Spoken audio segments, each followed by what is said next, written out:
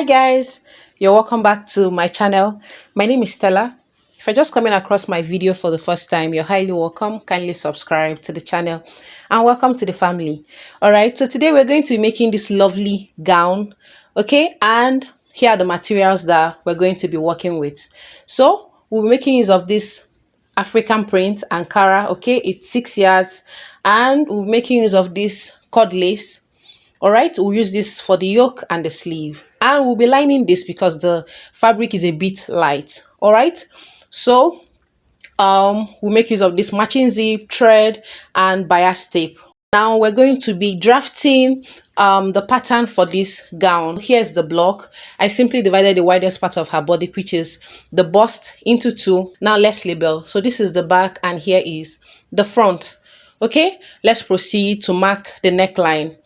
So we're making use of our standard neckline of 3 by 3. So the neck width of 3, shoulder of 8.5, and neck depth of 1 inch. All right, and I'll proceed to connect this using my curve ruler. Yeah. Moving on, we need to slope the back shoulder by 1 inch. Okay, and this is also a standard. All right, now I'll proceed to connect the 1 inch shoulder slope to the neck width. And here we have it.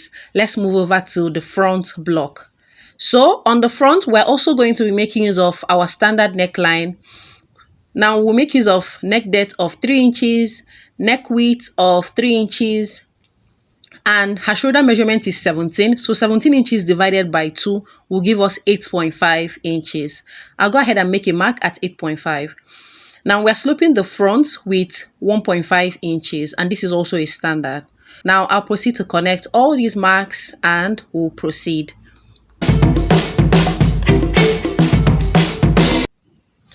Now the next thing we need to mark is the chest line. And to get your chest line, you're simply going to divide your bust round by 6 and you will add 1 inch. Now, I know you're going to ask why I'm adding 1 inch instead of 1.5. The reason is because I don't want the armhole to be deep. Secondly, because we're going to be making use of a yoke. All right. Now, her bust round is 44. 44 inches divided by 6 plus 1 gives us 8.3. So plus the 1 inch back slope, that will give us 9.3. So I'll go ahead and connect it. And here we have it. So this is our chest line. Now we'll go ahead and mark all the vertical measurements. All right. Now I'll place my tape on the starting point and we'll mark her waist length. All right. Now her waist length is 18.5 inches and I'll make a mark there. Okay. Now I'll repeat the same thing on the center front and I'll mark it on the back block as well. And I'll proceed to connect it using a straight line.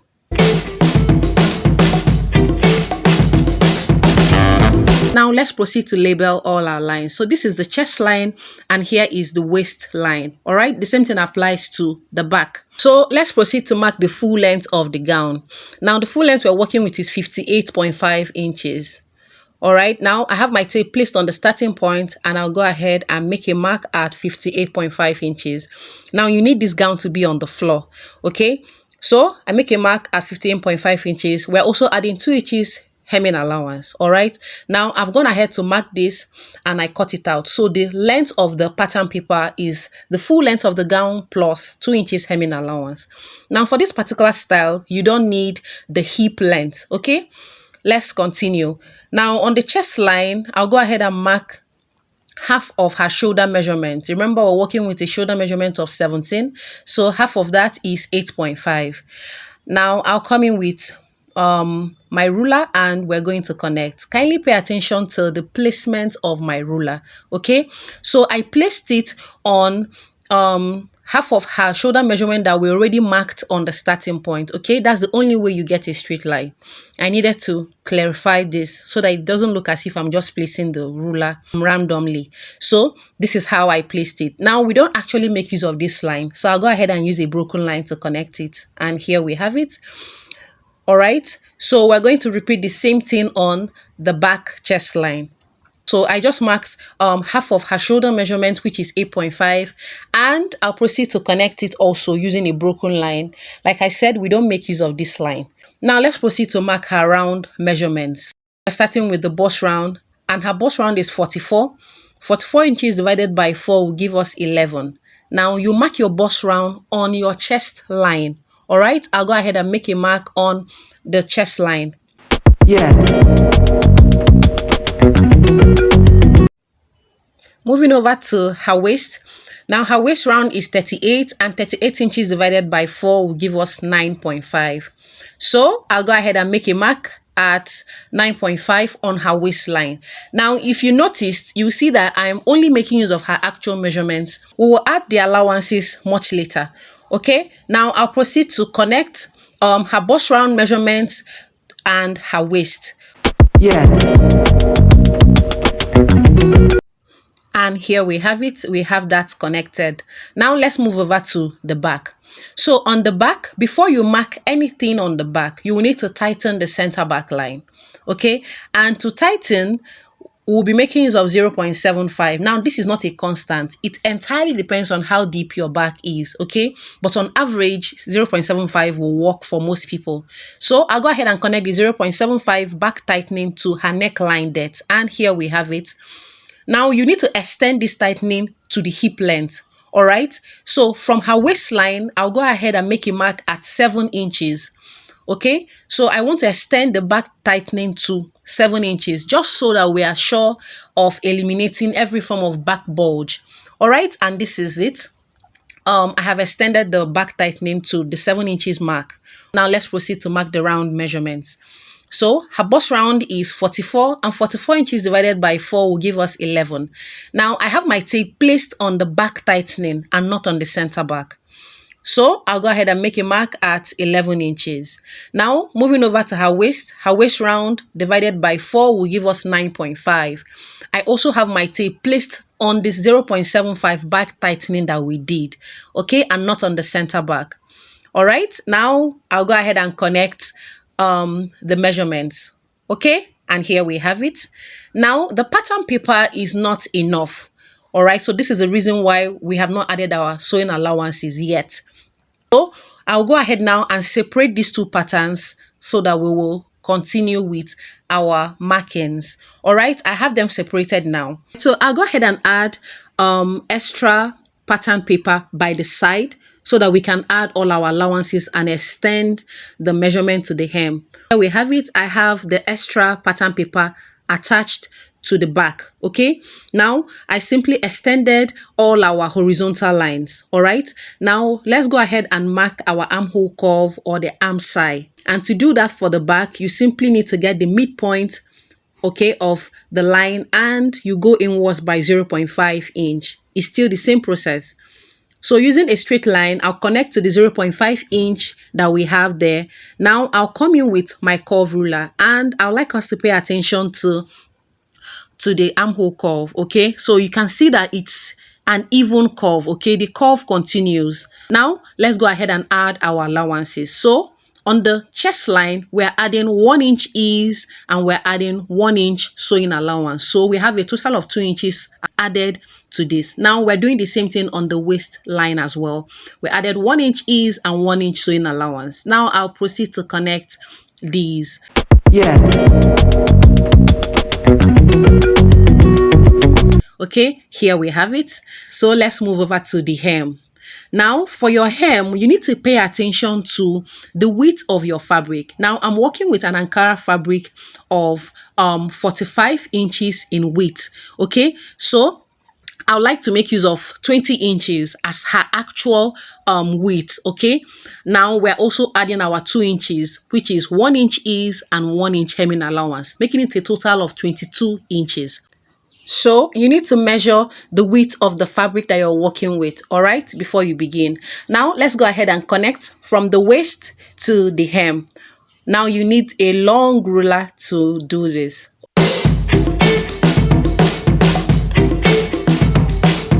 And here we have it. I have it connected.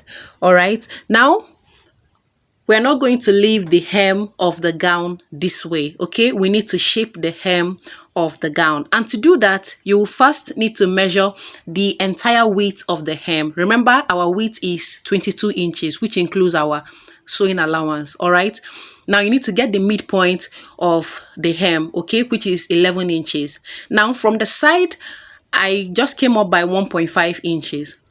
Okay, so I'll simply connect from the 1.5 inches that I marked on the side to the middle of the hem. Okay, I'll do this using just a slight curve. And here we have it. So I'll go ahead and cut this off when it's time. And we're almost done with the back. Now you need to blend the waistline, okay, because we don't have any part on our body that is sharp.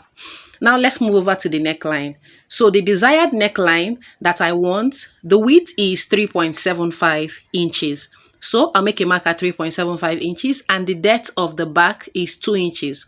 So we have 3.75 inches neck width by 2 inches neck depth. Now I will go ahead and connect this using my curve ruler, and here we have it.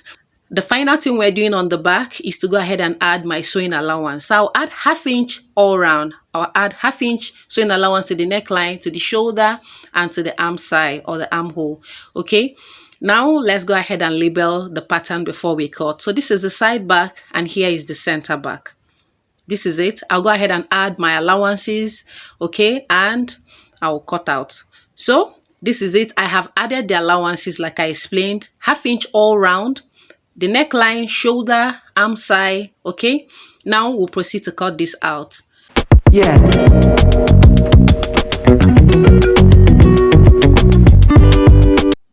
Here we have it. I have cut out the back, okay? Now I'll keep this aside and I'll come in with the front.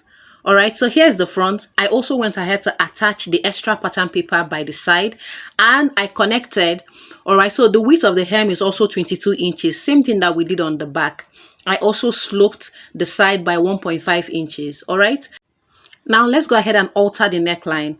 So the neck depth that we're altering this to is 3.75 inches and the neck width is 3.75 inches, same as the back. All right, so I'll come in with my curve ruler and we're going to connect. Remember, neck depth of 3.75 and neck width of 3.75. So I have it connected. Now let's proceed to the armhole curve or the arm side. And to do that, from the chest line, you simply come up by 3 inches. Okay, so, and I'll make a mark there. Now at the 3 inches point, you come inwards by 0.75 and this applies to everyone. And I'll proceed to connect. So we're using a straight line to connect from the shoulder tip to the 0.75, and from the 0.75 we're using a curve ruler to extend to the chest line. Okay, remember we're connecting to her actual bust round divided by 4 and not to the allowance. Okay, and here we have it. We have the arm side connected. Now I'll proceed to add my 1/2 inch all round. We're adding 1/2 inch to the neckline, to the shoulder, and to the arm side. Okay, here we have it. I have the 1/2 inch sewing allowance added all round. Now I'll proceed to cut this out and we will continue. Yeah. Here we have it. I have cut out the back. Now let's also look at the front. So our both patterns are ready. Now let's label it boldly. This is the front. Here's the center front and the side front. And here is also the back. Okay, let's move over to the yoke, which is the icing of the style. So I'll keep the back aside and let's mark the yoke first on the front. So this is the front. Now I want the depth of the yoke to be 0.75 inch below our chest line. Now the reason is this: you don't want your cleavage or the cleavage of your client to be revealed or exposed. Now you will need to pay attention to the bust point. So her bust point or her bust length is 11.5 inches. So this will guide you on how low you're taking your yoke. Okay, now I'll go ahead and just use a slant line to connect from the armhole to the 0.75 that we just came down with, and this is it. This is the yoke. Now I'll proceed to cut this out. All right, and I will label. So this is the yoke of the front. Okay, now I'll go ahead and add my 1/2 inch joining allowance on both of them when it's time to transfer to the fabric. Now I'll come in with the back and we're going to do the same thing on the back. So let's go ahead and mark the back yoke.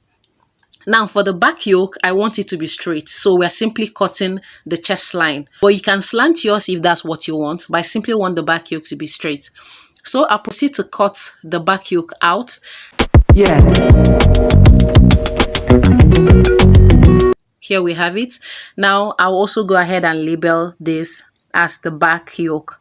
Okay, now you will need to put all your signs, okay, all your labelings on this so that you don't mix up the yoke. Okay, so we'll go ahead and transfer all this to the fabric. Okay, but before then, let's look at the sleeve. yeah, Here is the sleeve pattern. I went ahead to draft a basic sleeve pattern. Now the length of the sleeve is 13 inches. Okay, so I only added ½ inch to the sleeve head and 1 inch sewing allowance to this. Now the length that the cord lace will be covering is 8 inches. So I'll simply make a mark there and we're going to connect it. yeah, So this is the area that we're going to be cutting on the cord lace. So I'll simply label it as the lace. Okay, and the lower part is the part that we're cutting on the African print. All right, so this is it. I'll simply go ahead and cut this out. But before we do, we will need to label. Okay, so you need to label this. I'll also use arrows to indicate the joining line, and I'll proceed to put my unfold sign on the sleeve. All right, now I'll finish up the cutting and we will transfer all our patterns to the fabric, and we're going to be adding all the necessary sewing allowances as well. Now, the width of the pattern paper that will be transferring to the African print is 5 inches. So I'll transfer all these to the fabric and we'll look at them one after the other. Here we have it. I have transferred them. Now, this is the front. So I went ahead to transfer it to the fabric. Now, the lining is shorter by 6 inches. Okay, so this is it. I also added my ½ inch for joining to the yoke. Now, let's look at the back. So here's the back. I added my 1 inch zip allowance to the center back. I also have my ½ inch added to the chest line for joining to the yoke. I also shortened the lining by 6 inches, just like we did on the front. Now let's look at the yoke. Here is the front yoke. I transferred our pattern to the cord lace, and here's the back yoke. Okay, now we're going to look at them one after the other. Okay, so let's look at the front yoke. Now I cut it on fold and I only added ½ inch for joining to the African print. Here's the back yoke. I have my 1 inch zip allowance added and my ½ inch for joining to the African print. Let's look at the sleeve. So here's the sleeve. I went ahead to cut 2. Okay, and I have my ½ inch for joining to the African print. Now this is the African print that I cut out. Now the length is 45 and the width is 6 inches. Okay, now I have this on fold. So I'll go ahead and pleat it to the cord lace. Now this is the piece of fabric that we're going to be pleating around the yoke, and the width is 4 inches. By the time we're done joining, we'll be left with 3.5. Now let's look at the joining process. So we're starting with the front. Now I'll come in with the yoke. Okay, and we're going to be joining. So the joining process of this gown is super easy. All right, now for the front, you're only going to join your yoke to the African print using the ½ inch allowance that we have there. So I'll join them and I'll give it a good press. Okay, now let's look at the back. yeah, Now for the back, I will first join the yoke. So I'll first join the yoke because I want the zip to run through the yoke. So I'll first join the yoke using my ½ inch allowance. Then I will go ahead and use a temporal stitch and I'll stitch it on the center back line, or stopping on the hip length, and from there all the way to the hem I'll use a normal tight stitch. Then I'll proceed to press this just so that I can see the crease line. Then I'll fix my zip. This is my normal way of fixing zip on the back. You can make use of your own method. So after joining, I'll go ahead and use my lining to turn the back. I'll also use the lining to turn the front as well. Now, let's look at the front again. So there are two methods of attaching the fabric that will be pleating around the yoke. So the first method is for you to go ahead and pleat the fabric on the African print first. Then you will use the yoke to turn it. Now, the second method is for you to join your yoke to the African print. Then you go ahead and pleat this on top, okay? And I'll be doing the second method. I'll first join the yoke to the fabric. Then I will I'll pleat this fabric just right on top. Okay, so you can either choose between these two methods. Either of them will give you a different result. So I'll go ahead and do all this, and we will continue. Now let's look at the sleeve. So the sleeve is actually very easy. Okay, now I'll go ahead and pleat this fabric at the lower part. Kindly note that I went ahead to cut this fabric on fold. Okay, so I went ahead to cut it on folds just so that it can have more volume. Okay, now here we have it. I have joined. So just like I explained, I first joined the yoke to the African print, and I pleated that the cord lace right on top of the yoke. Okay, now I went ahead to use the lining to turn it, so that's why you can't see the rough edges inside. I also fixed my pockets. Now let's look at the back. So here's the back. I have joined the yoke. I also attached my pockets. I'll leave the link in the description box to my detailed video on how to attach pockets. Okay, I also use the lining to turn the yoke, so you can see how neat this is. Okay, and I gave it a good press. Now let's look at the sleeve. So I went ahead to pleat the African print on the cord lace, just like I explained. I did pleating, but you can gather yours if you want, but I pleated mine. Now I'll proceed to come in with the front and the back fabric so that we can join them together. So here's the front and here is the back. So I have the two of them placed right sides facing each other. Now the first thing we're joining is the shoulder. So I'll go ahead and join the shoulder using 1/2 inch sewing allowance that we have there. Now I will join fabric to fabric and lining to lining. So I'll go ahead and use our 1 inch sewing allowance that we added to join the fabric. Afterwards, I will join the lining. Okay, so I'll also go ahead and join the lining, but I'm joining the lining using 0.75. So after I'm done joining, I'll go ahead and use my bias tape to finish up the neckline. Yeah. And here we have it. We are done. I love the finishing of this clothes. Just take a look at the neckline. You can see how neat it is. Now the yoke also, the fabric, everything about it, the colors. Now I went ahead to hem the lower part. Okay, so let's pay attention to the back. Now if you pay attention, you will see that the yoke, the two of them are on the same line. Okay, yours needs to be on the same line, and not one will be up and the other lower. All right, so that's actually it. We are done with this. I'll go ahead and wear it on the mannequin for us to see. And here we have it. This is lovely. The colors are just happy colors. Okay, the yoke stepped this up real good. All right, and the neckline is not choking, the cleavage is not revealing. Note that the mannequin is smaller, so that's why it looks like the bust is revealing. The bust is not revealing at all because we took note of her bust length. Okay, thank you guys for watching. I appreciate you. Thank you. Kindly drop your comments and your remarks, and your sure I'll respond to it. Okay, let's look at the back. And this is it. You can see how the pattern of the fabric is still aligning despite the joining of the zip. Okay, this is a lovely outfit. Thank you guys for watching. Drop your comments, remarks, okay, and I'll respond to them. So this will be it for this video. Till we meet again in my next one. Bye. Yeah.